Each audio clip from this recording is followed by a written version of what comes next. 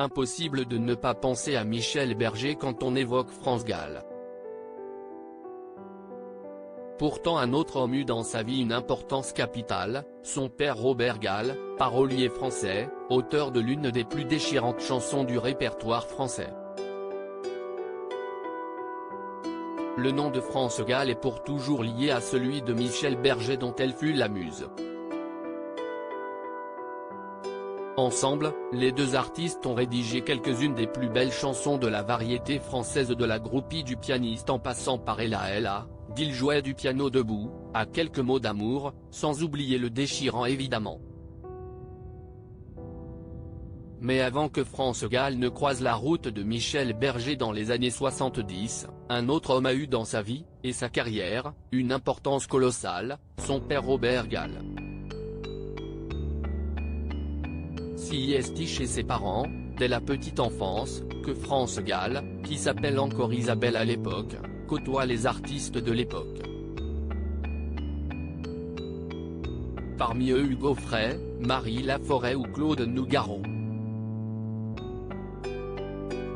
Enfant, elle accompagne parfois son père dans les coulisses de l'Olympia, et son premier complice lui permet parfois de faire l'école buissonnière pour aller voir Piaf, le grand Gilbert Bécaud ou Aznavour en concert. Elle commence le piano à 5 ans, puis la guitare 6 ans plus tard, avant de faire des concerts avec ses frères les jumeaux Patrice et Philippe. Robert Gall, un parolier respecté lorsqu'elle atteint son 16e anniversaire, son père, sûr de son talent, lui fait enregistrer quelques chansons et remet les bandes à un éditeur musical. Si est lui qui signe pour elle son contrat chez Philips, puisqu'elle est mineure. Si est aussi lui qui trouve son nouveau prénom, France. Son destin est en marche. Mais qui est Robert Gall? Le père de la chanteuse n'est pas seulement le premier homme de sa vie, il est aussi l'un des plus grands paroliers français. Ancien élève du conservatoire, chanteur, et auteur, entre autres, des amants merveilleux pour Édith Piaf, il est aussi l'auteur de la Mama chère au cœur de Charles Aznavour. Au moment de la disparition de France Gall, en janvier 2018, l'artiste d'origine arménienne avait évoqué dans 20h30 le dimanche, la jeunesse du morceau. Avant de parvenir entre ses mains, la Mama avait été refusée par tous les compositeurs.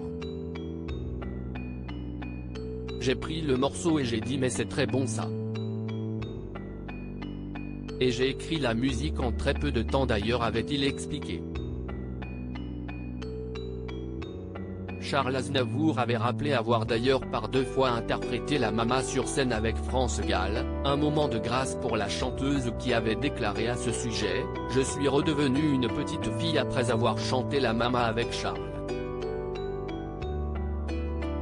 Autour de nous, il y avait l'âme de mon père qui l'a écrite, et celle de grand-mère qui l'a inspirée. Sa Mama.